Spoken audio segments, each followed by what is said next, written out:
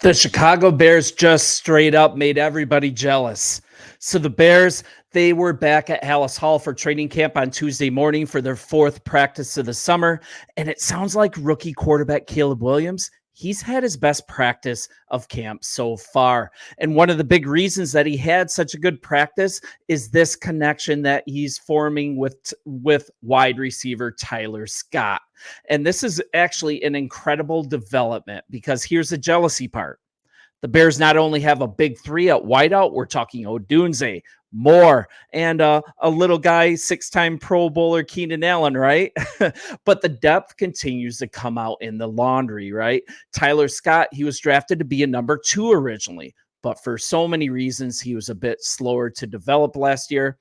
Now he has been a main focus of camp, and you can see the chemistry that's developing between him and Caleb, and it's exciting. The Bears are into this, a situation of possibly not signing Keenan Allen. I mean, who knows right now if he'll be back next year, but look what's happening.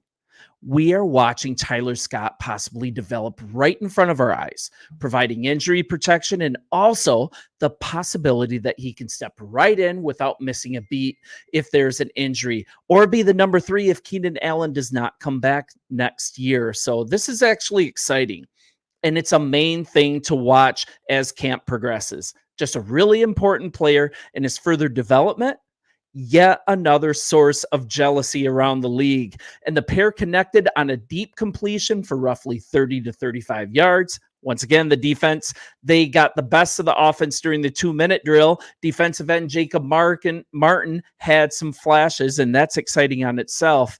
That's a fantastic development too, but let's have some perspective before we continue, before I move forward. We can't overreact positively or negatively on these practices because pads are not on. However, there's some actionable stuff that can be taken from this as well. With that being said, let's move ahead. So here are some observations from some of the media members in attendance following Tuesday's training camp practice. So this is day 4. Caleb Williams connected with Tyler Scott down the left sideline for a big completion, a 30 to 35 yard gain. Looked like a busted coverage because Scott, he had about 5 yards on the nearest defender. He had to stretch out to make the catch and fell after securing the ball. But you guys, this is the second big connection, the second big play between Scott and Caleb Williams so far in camp, 2 days in a row. It was another light day. Pads didn't come on till later this week, but it was a good day for the offense.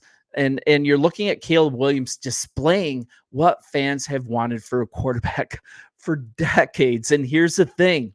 It was a busted coverage, but it's another example of Caleb Williams being relaxed, him going through his progressions and just finding the open guy. And even that is a sight for sore eyes for Chicago Bears fans, myself included.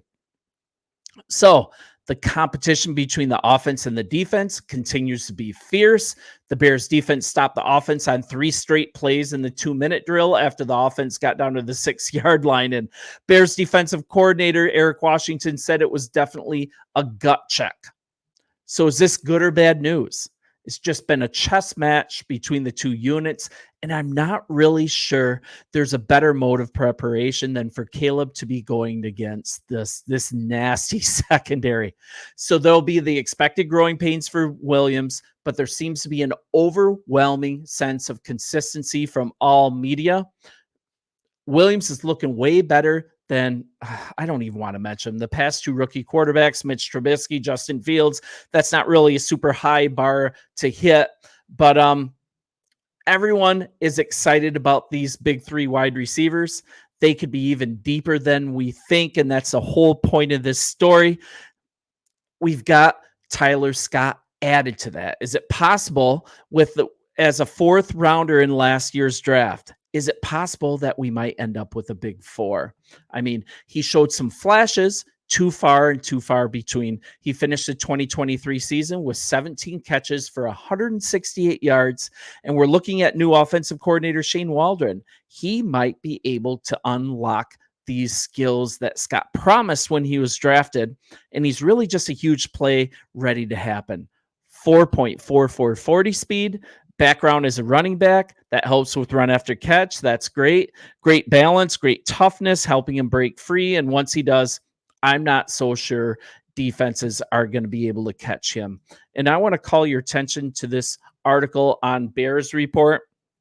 It's kind of his rookie report card from last year, and I'm going to be drawing from this for the rest of this story. So, but if you guys want to read this whole profile, please, I would really encourage you to do so. I just always want to give credit.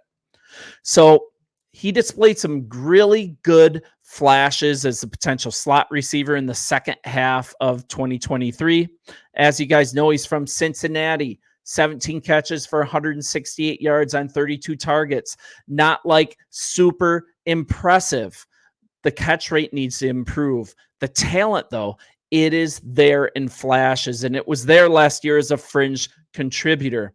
He just needs to continue this impressive summer, solidify that number 4 spot on the depth chart. But so far, he's really delivering what he needs to do. So we're looking at more strong practices. Let's keep watching this as I can't believe it. We've got a game next Thursday. And at minimum, he needs a breakout performance. Let's look at it in the preseason. I think he's going to make the 53, and hopefully he turns into this number 4 that we're hoping for. So let's kind of go back to how we got him. We got him with 133 overall pick in the 2023 draft out of Cincinnati. And kind of his career with Cincinnati, he really broke out in 2022. He caught 54 passes for 899 yards and 9 touchdowns. And he was really just such a speedy deep threat, one of the biggest deep threats in college football. It earned him second team all AAC recognition for his performances. And he also played a really big role for the Bearcats. They made an appearance in the college football playoff after the 2021 season. So it's like he's not only an electric athlete, I'd say. He can seriously stretch the field, but he's also a high character guy. He has a clear vision for success at the NFL level, and that was a really good book on him entering the NFL draft. So to kind of put it into perspective, let's look at this rookie report on him. Let's kind of go through it here. So the good, not a lot to go off right. He didn't have a breakout game. He didn't have 100 yards receiving. He didn't have like a excellent season, even fielding kicks on special teams. So that means we got to look a little more closer, and we have to look at more individual game performances. Those suggest more that he has a lot of promise to make a huge second year jump this year. So if you look at it statistically, his best game as a receiver, that came in week 15 against the Browns. He had a season highs in both receptions with 3 receiving yards, 49. But one of those, and this is the encouraging part, they came at a critical time. Just 25 seconds remaining in the fourth quarter. The Bears were down 20-17 at their own 25. Do you remember this? I can't hear you guys making audible sighs. I know I remember it.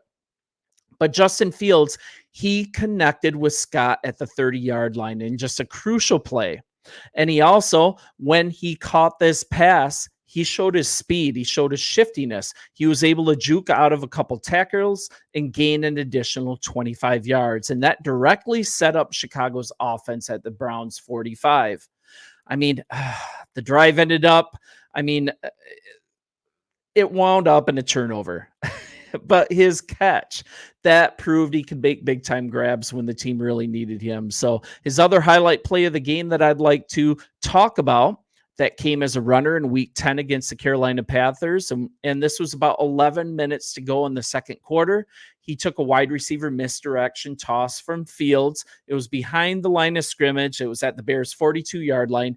And he used his speed to go straight ahead for a 16-yard gain. And then he was tackled. But the ability to use him in misdirection, the ability to see his fast twitch running ability, it shows that the Bears can really open up the playbook for him, and he can be used more than just a traditional slot receiver. And Luke Getsy, he's gone. The Bears now have Shane Waldron that does a multiple look offense. He has some tricks up his sleeve, hopefully. That might really bode well for Scott's chances to be utilized even more in the offense going forward. We've got some of the ugly. He did have a couple miscues, but I mean, he didn't go all Jones Jr. on your right. He didn't muff putts and be a main culprit for some of these losses. But his biggest mistake of the season, and I remember this, it was a crucial late game pass from Fields in week 11 against the Detroit Lions. That's when we were up 20. We were up 26-21 at Ford Field, our own 26-yard line, 3rd and 9. He was just wide open. He had a step on his guy. Fields threw a really good pass, but Scott just messed up the timing a little bit on the throw. Kind of a split-second change in his speed. It sailed over his head. But the good thing is that Scott took ownership of that. And this is a quote from him at that time. Justin threw a great ball. A great ball. Looking up at it, I just kind of misjudged it, I guess, a little bit. It's just something to learn from. So, I mean, I like that he has accountability on this. His just the previously mentioned concerns during the draft that were about his footwork and running. Let's hope this coaching staff can get some of these things in line. And I think he's in line to be one of the nice surprises of this offseason. And I'm really looking forward to seeing him blossom throughout training camp. And he's going to be the main guy that I'm going to be watching in this preseason action. So you guys let me know what you think. If he develops into a number 4, of course, other teams are going to be crazy jealous about this. We have a game coming very soon. It's training camp time. Bear down. And you guys, I'll talk to you soon. See you.